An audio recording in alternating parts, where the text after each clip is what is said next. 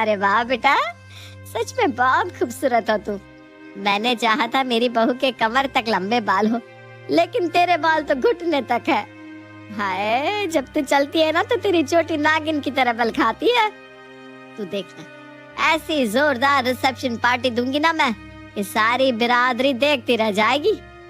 दिव्या बेटा, तू ऐसा करना, आज से ना रोज बड़ी सी काले रंग की बिंदी लगाया करना, ताकि किसी की नजर ना लग जाए तुझे। अरे मम्मी बस भी करो, कोई नजर नहीं लगा रहा है आपकी बहू को।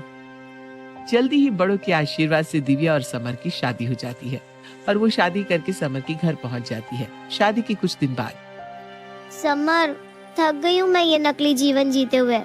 ये दिन भर भीगी बिल्ली की तरह नजरें झुकाकर जी मम्मी मुझसे नहीं हो रहा है। अब मुझे घुटन होती है यहाँ पर। अरे भाई, इसमें घुटन जैसी क्या बात है? हिंदुस्तान की 90% लड़कियां शादी के बाद ऐसे ही तो रहती है। तुम कोई अलग या अजीब काम तो नहीं कर रही हो? समर, हिंदुस्तान की 90% लड़कियां मेरी तरह पहलवान भी तो नहीं होती। अरे मुझे ऐसे रहने की आदत नहीं है। और देखो, तुमने वादा किया था कि बस कुछ दिन की बात है। यहाँ दिन पर दिन गुजरते चले जा रहे हैं, लेकिन तुम्हारा कुछ पता ही नहीं चल पा रहा है। और सबसे बड़ी बात, मैं प्रैक्टिस नहीं कर पा रही हूँ, जिम नहीं जा रही हूँ। बस सुबह से लेकर रात तक पराठे बना बना कर खिला रही हूँ सबको। अरे पराठे खा खा कर तो मेरा मुंह भी पराठे जैसा हो गया है।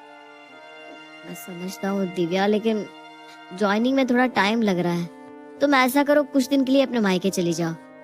वहाँ जाकर तुम्हें ये नकली बाल और साड़ी पहनकर मटक मटक कर तो नहीं चलना पड़ेगा कम से कम। तब तक मैं कोशिश करता हूँ कि बैंगलोर का मैटर क्लियर हो जाए।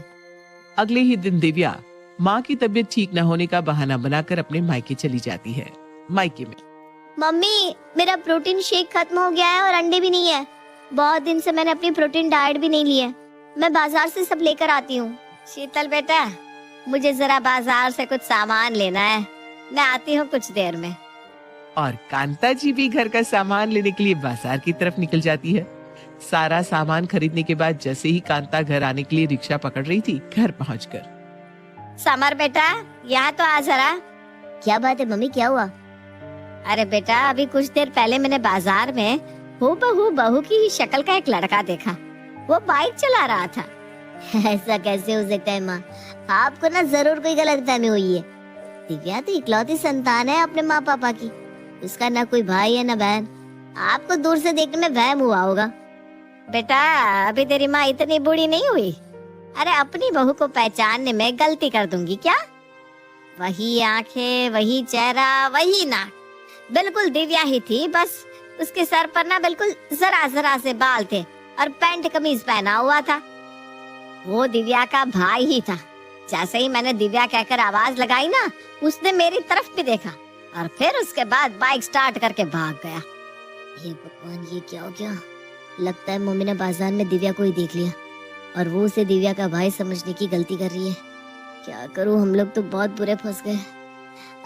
अच्छा मम्मी, मैं ना अभी दिव्या को फोन करता हूँ, उससे पूछता हूँ, वही बताएगी कि ये सब क्या चक्कर है।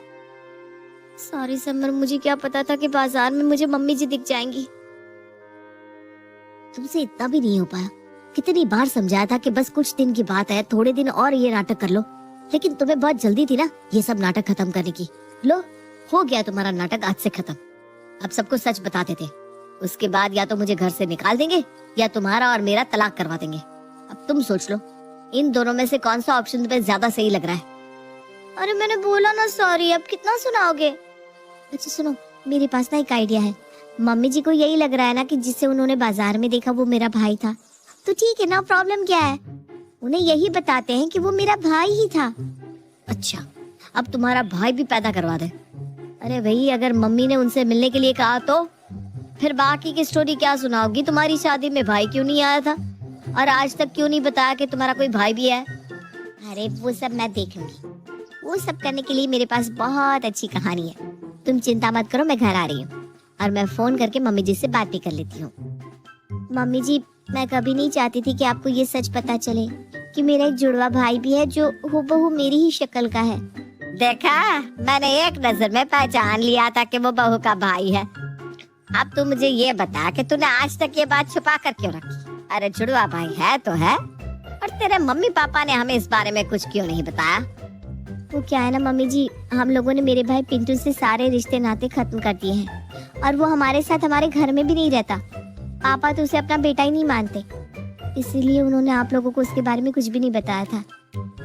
अरे बेटा, घर परिवार में छोटे मोटे झगड़े नाराजगी तो होती रहती है, इसका मतलब ये थोड़ी ना है कि उसको बेदखल कर दिया जाए।